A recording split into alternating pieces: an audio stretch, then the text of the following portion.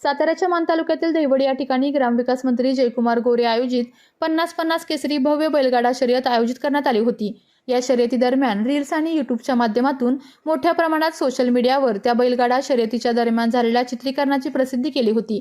त्यामधूनच आयोजक राहुल गोरे यांनी रील्स आणि यूट्यूबर्सचे नंबर काढून बक्षीस वितरण केले आहे। यामध्ये ओमी 916 आणि आरडी, व्हिडिओला पाटील आणि डीजी एडिटर्स, सिनेमॅटिक हर्ष आणि Jeevan Shinde, Kalakar films and TM fame, final cut and Sangharsh Lexi, Bantya cinema ठिकाणी Arsh Tamboli, Tuljai cinematic, Shrimant X, two film X, Hemant More, video mania, cinematic Mayur, Sayalya cinematic, Shubha cinematic, iron cinematic, Om Chavan यांना 16 बक्षीस वितरण करण्यात आले। तसेच श्रावणी हर्षवर्धन बेंगळे हिचा देखील सन्मान करण्यात आला। यूट्यूबर विनरमध्ये धनाजी पिसाळ, चांगभलं चॅनल, मैदान रिपोर्टर, गौरव पवार, देवदत्त मोरे, आमिर डांगे, विश्वजित साळुंके यांना देखील बक्षीस वितरण करण्यात आले। यावेळी भाजपा कार्यकारिणी सदस्या व सिद्धनाथ पतसंस्थेच्या संचालिका सोनिया जयकुमार गोरे, अखिल भारतीय बैलगाडा संघटनेचे सचिव पैलवान विलास देशमुख, अखिल भारतीय बैलगाडा संघटनेचे सातारा जिल्हाध्यक्ष महेश आप्पा चव्हाण, सिद्धनाथ पतसंस्थेचे चेअरमन अरुण गोरे, संचालक संजय गांधी, मान पंचायत समिती सदस्य अर्जुन काळे, दहिवडीचे कार्यकारी नगराध्यक्ष बाळासाहेब सावंत, युवा नेते सिद्धार्थ गुंडगे, आंधळीचे सरपंच दादासाहेब काळे, बिदालचे सरपंच पैलवान प्रमोद जगदाळे, बैलगाडा संघटनेचे तालुकाध्यक्ष अनिकेत फडतळे, विजय जाधव, भाजपा युवा मोर्चा तालुकाध्यक्ष विशाल घोरपडे, स्वराज करिअर अकॅडमीचे संस्थापक सुनील काटकर, अनिल काटकर, अमृत ढगे यांच्यासह मान्यवर मोठ्या संख्येने उपस्थित होते।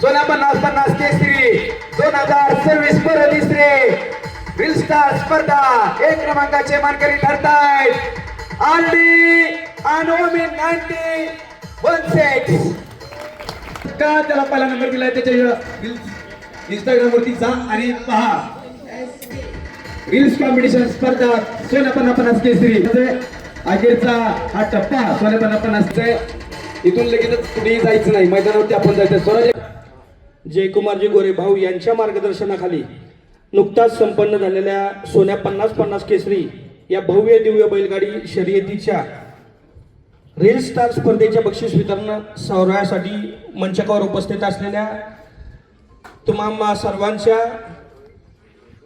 हक्काचा, मायेचा आणि प्रेमाचा हात ज्यांनी सर्वसामान्य जनतेवर ठेवला त्या सोनियाताई गोरे, आदरणीय गांधी साहेब आणि एका रामाच्या पाठीमागे त्याची प्रचिती ज्यांच्याकडे बघून येते ते अरुण आबा।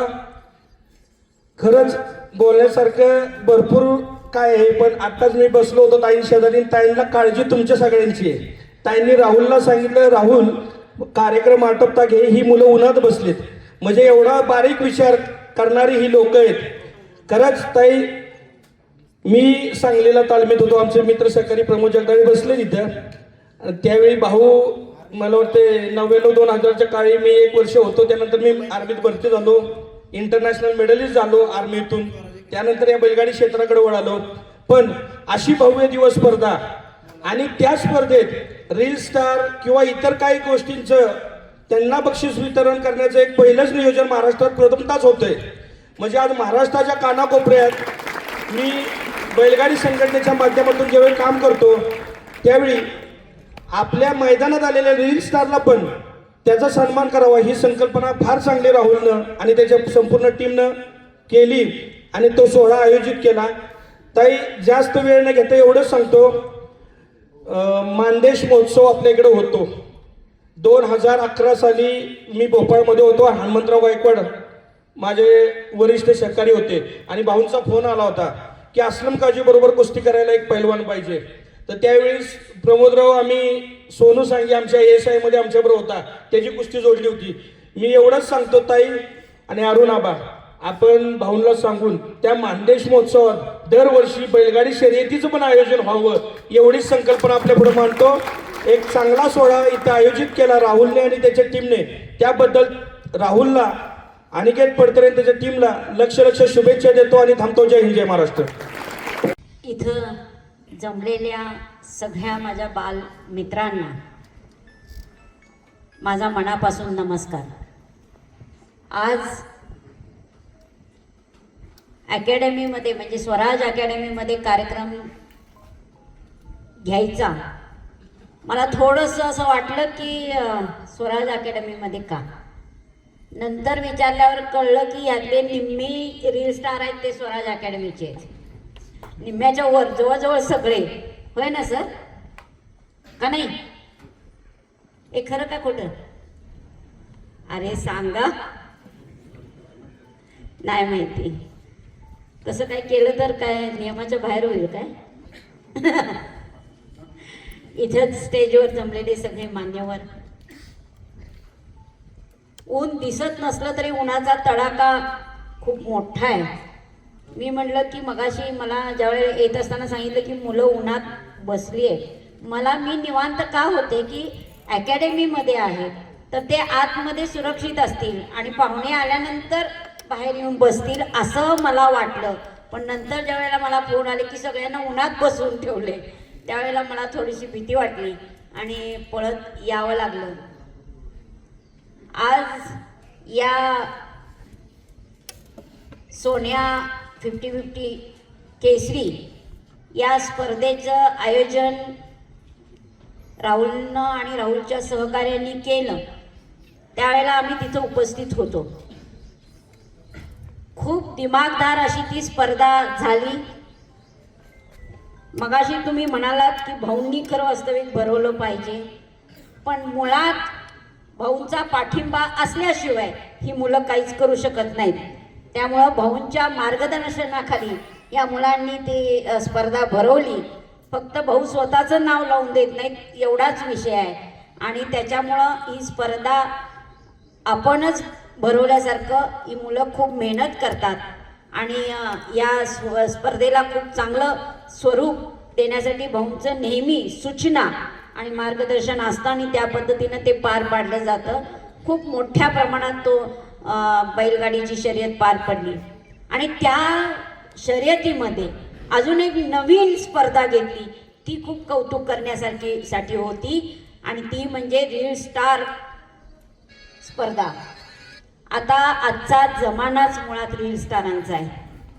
या जेंजीनं सगळ्यांना असं वाटतं की मी कोणता तरी एक रील काढावेत आणि ते प्रसिद्ध व्हावेत आणि त्यातून प्रसिद्धी मिळावी अशी आत्ताच्या मुलांची भावना आहे.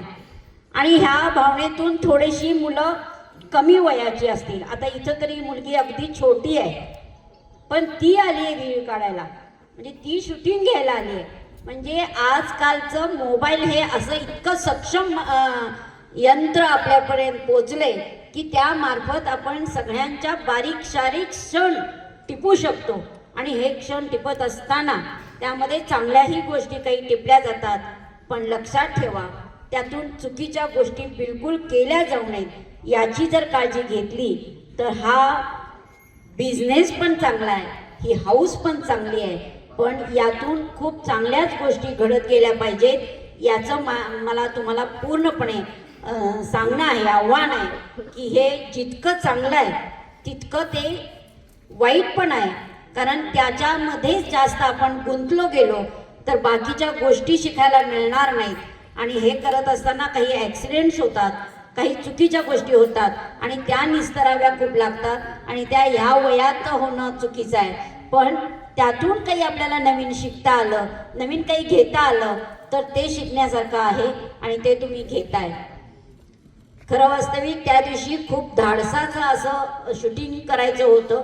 सगळी मुलं मी तिथं गेले ते संजय भाई मी बघितलं, एवढी धडपड त्यांची चाललेली होती, इतकं अडकळत होते, इतके ठेचकाळत होते, पण रील काय करायचे सोडत नव्हते, शूटिंग काही करायचे सोडत नव्हते.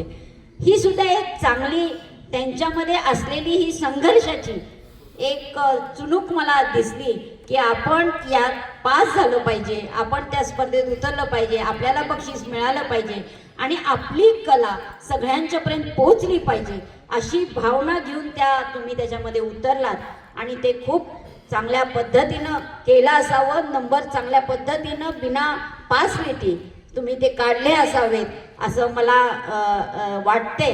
बघते आता कोणाचा नंबर येतोय आणि कोण कशा पद्धतीनं त्यांनी तो रील पण मी बघणार आहे बरं का, सगळे रील बघणार आहेत. त्यात काय चुकीचं वाटलं तर तुम्हाला सोडणार नाही, लक्षात ठेवा. असो खूप गोष्टी अशा घेण्यासारख्या आहेत. आपण महाराष्ट्रातली किंबहुना देशातली ही पहिलीच अशी स्पर्धा घेतली आहे. इथून पुढं हे बहुतेक अजून सगळीकडे चालू होईल. आपण हा पायंडा पाडलाय, पण हा पायंडा आपण टिकवत असताना तो अजूनही परत एकदा सांगते तो चांगल्या पद्धतीनं टिकला पाहिजे आणि त्या चांगल्या पद्धतीनं आपण उतरलं पाहिजे एवढंच सांगते. आणि ही स्पर्धा घेत असताना भाऊंनी पण तिथं बराच वेळ घालवलेला होता. मला वाटते कदाचित भाऊंच्या वेळचेच रील्स जास्त फेमस झाले होते, आहे ना? माझे नाही. बक्षीस द्यायचं का नाही म्हणून मी म्हटलं की पार्सलेटी झाली का बघणार आहे मी. एक तर त्याला रील माझा पाहिजे बस, मला काय बाकी आहे ना. काही हरकत नाही, चेष्टेचा विषय. असंही आपल्याला नुसतं कामच करायचं आहे, सगळ्यांना मोटिवेशन द्यायचं आहे आणि त्यातूनच आपण मगाशी म्हणलं तसं तू खूप वेळ उन्हात बसलाय, वाईट वाटलं मला. मी परत एकदा आपली माफी मागते आणि उशीर झाल्याबद्दल. आणि आपण इथं सगळेजण जमलात चांगल्या पद्धतीनं. आता नवीन एक उत्सुकता आपल्याला आलेली आहे, कुणाला बक्षीस मिळते ते पाहायचं आहे आणि त्याच्यासाठी मी आपल्याला परत एकदा सगळ्यांना खूप साऱ्या पुढील आयुष्याबद्दल आपलं करिअर घडवण्यासाठी खूप साऱ्या शुभेच्छा देते आणि थांबते. जय हिंद. की या वर्षीचा दहीहंडीचा कार्यक्रम आपण दहीवडीमध्ये खूप मोठ्या प्रमाणात घेणार आहे. ज्यांना त्याच्यामध्ये भाग घ्यायचा आहे त्यांनी 1 तारखेपर्यंत तुमची कपॅसिटीनं किमान 5 तरी थर लागले जातील अशा पद्धतीनं प्रॅक्टिस करून या दहीहंडीच्या स्पर्धेत उतरायचं आहे. ही आता आपण नवीन एक स्पर्धा केली आहे आणि त्याच्यासाठी खूप मोठं बक्षीस आहे. लक्षात ठेवा, ते कुणाला भाग घ्यायचा असेल तर अकॅडमीमधील सगळेजण मिळून सुद्धा वेगळे ग्रुप तयार करून सुद्धा त्याच्यामध्ये भाग तुम्ही घेऊ शकता. अर्थात सरांची परमिशन असेल तर. काय आहे ना, घेऊ शकतात ना? हां, तर तुम्हाला काय छान वाटेल का? भाग घ्याल का सगळे तुम्ही? Yes, thank you. तुम्ही तयारी नक्की करा.